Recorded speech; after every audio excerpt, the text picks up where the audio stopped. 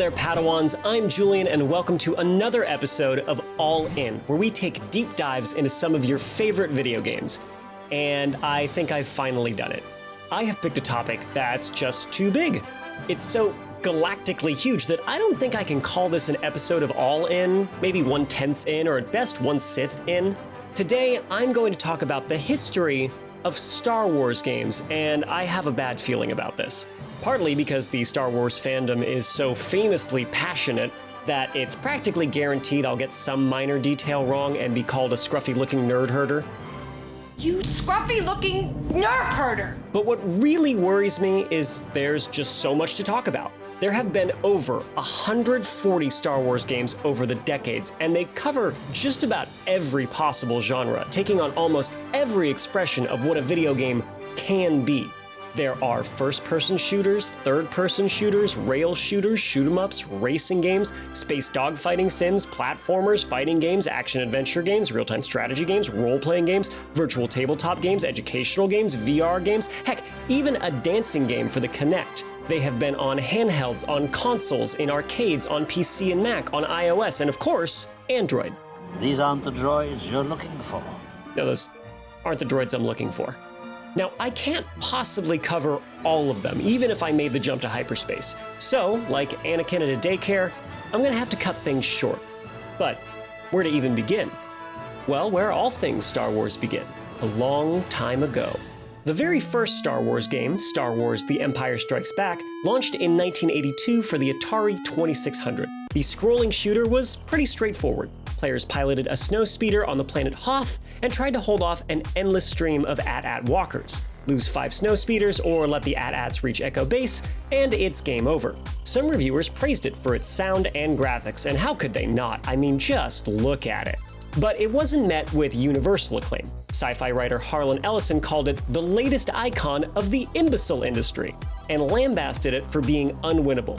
Well, you know who else would have liked it if the Battle of Hoth were winnable? The rebels at Echo Base. The first great Star Wars game arrived in arcades the next year. It was called, quite simply, Star Wars, and it recreated the climactic assault on the Death Star from A New Hope with vector graphics that were, for 1983, impressive. Most impressive. Atari's game came either as an upright or extremely cool cockpit cabinet, and gameplay had 3 phases. First, a dogfight with TIE fighters as you tried to get your X-Wing to the moon. That's no moon. Then a dash for the space station's trench, and finally a trench run to the exhaust port where a direct hit would destroy the Death Star. Then you'd do it all again, with each run getting more and more challenging. Now, that sounds repetitive to me, but somehow people didn't get tired of destroying the Death Star over and over and over again. Whoa! TIE fighters! Fireballs! Coming right at me! My shields are gone! I'm going in! On an unrelated note, the game came out the same year as Return of the Jedi. There are so many standout games between that first Star Wars arcade game and today. Super Star Wars for the SNES was a solid, if very challenging, run-and-gun platformer. TIE Fighter gave us a realistic spaceflight sim from inside the bad guy's cockpit, while the excellent Rogue Squadron games offered a more arcade-style dogfighting.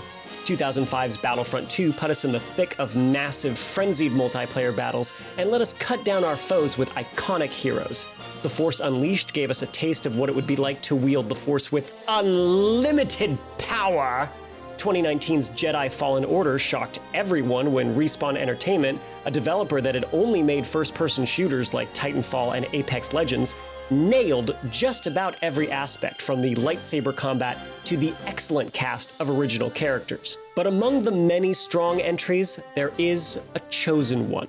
One game that Star Wars fans agree almost unanimously is the best ever, which is really saying something considering they can't agree on just about anything. That game is Star Wars: Knights of the Old Republic. The 2003 RPG was set 4,000 years before the events of A New Hope, giving the developer BioWare enough space from the Skywalkers to tell their own story. And what a story it was.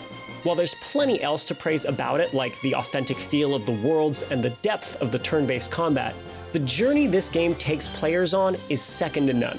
The characters are so fleshed out and well acted, particularly everybody's favorite utter psychopath of a droid, HK-47. And the story has a twist right up there with No, I am your father. Even though this game is nearly 2 decades old, I still don't feel right spoiling it for you if you haven't played it. That's how good it was. This game is what really gave BioWare its reputation as a great RPG developer, and you can see the DNA from this game in Mass Effect with its Force-like biotic powers and morality system. Still, despite all the wonderful Star Wars games over the years, there is a dark side. Plenty of games have been absolute McClunky. Sometimes they were good concepts that were, like Anakin on Mustafar, poorly executed. The lackluster Wiimote controls of the Clone Wars lightsaber duels comes to mind. Sometimes they're bewildering and nonsensical. Can we see that clip of Han again? I'm Han Solo, Oof, that is a fate worse than being frozen in carbonite. And sometimes they were only fit for the garbage compactor, like the laughably bad Yoda stories from 1997, where Luke's Jedi training apparently involved a lot more procedurally generated fetch quests than the movies led us to believe. Oh, and Indiana Jones makes an appearance for some reason. Indiana Jones, who, I will remind you, is played by an actor who's already in the Star Wars universe. Remember? It's this guy.